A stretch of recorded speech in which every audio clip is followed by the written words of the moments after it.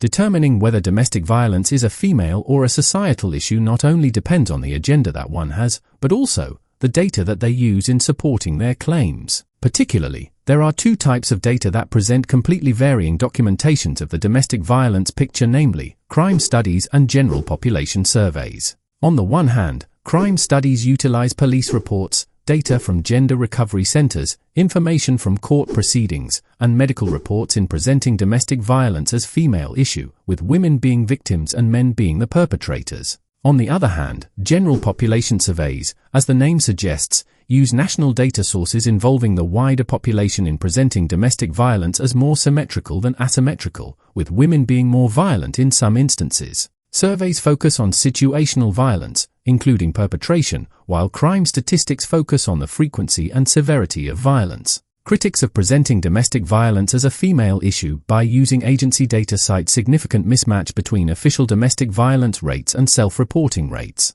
Also, male victims of violence are way less likely to involve the authorities, a phenomenon largely associated with the knowledge of the widespread leniency towards female perpetrators.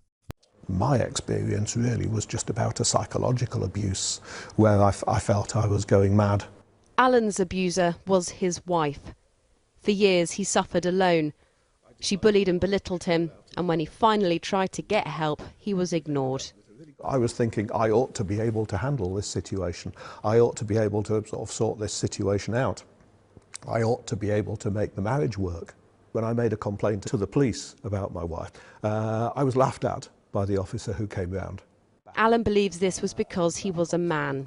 He feels male victims of domestic abuse for too long have been sidelined and silenced. Official figures show 1 in 3 domestic abuse victims is a man. That's around 450,000 victims in the UK per year. But the real figure could be much higher, with men twice more likely than women to hide the abuse they are suffering, and fewer places where men specifically can get help. Law enforcement agencies are rarely interested in the context in which domestic violence occurs, as the primary focus is on the outcomes, thereby explaining the overfocus on women and the skewed presentation of domestic violence. Examining the context of violence is particularly important in assessing the likelihood and severity of injury. Clinically abusive relationships are evaluated by a number of professionals, including law enforcement, courts, and hospital settings. Women have more access to abuse-related services, which explains the dominant perception of intimate partner violence as primarily male on female. It started out with things being thrown at me, and then that progressed to actual punching and hitting, physically hitting, and then ultimately progressed to other weapons being brandished. It's a type of domestic abuse we never talk about. Some might even laugh at, though. For Michael Healy, 5 years in a relationship which was both mentally and physically abusive at the hands of his partner, a woman, left him fearing for his life with little to no options for actual support. Some people at home might say, take a look at Michael. He's a big, burly guy. You can take care of yourself. What's the matter here? Yeah, no, I get that actually a lot. And it's just my nature. I'm not the type of person that would, hit another person and even defend myself. It was like the darkest time of my life. I got to a place where I literally did not know what to do next. When Michael finally found the strength to end the toxic violence situation, he says he reached out for support, but found most shelters don't take men, and none had resources available to support men trying to leave and heal from an abusive domestic situation. Over a 5-year period, a 2014 StatsCan report found that equal proportions of men and women reported being victims of spousal violence across the country.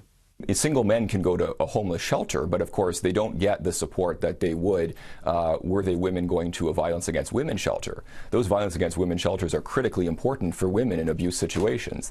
They get safe space, they also have legal services, they have trauma counseling, they have emergency support. By contrast, men get none of those things if they go to a homeless shelter.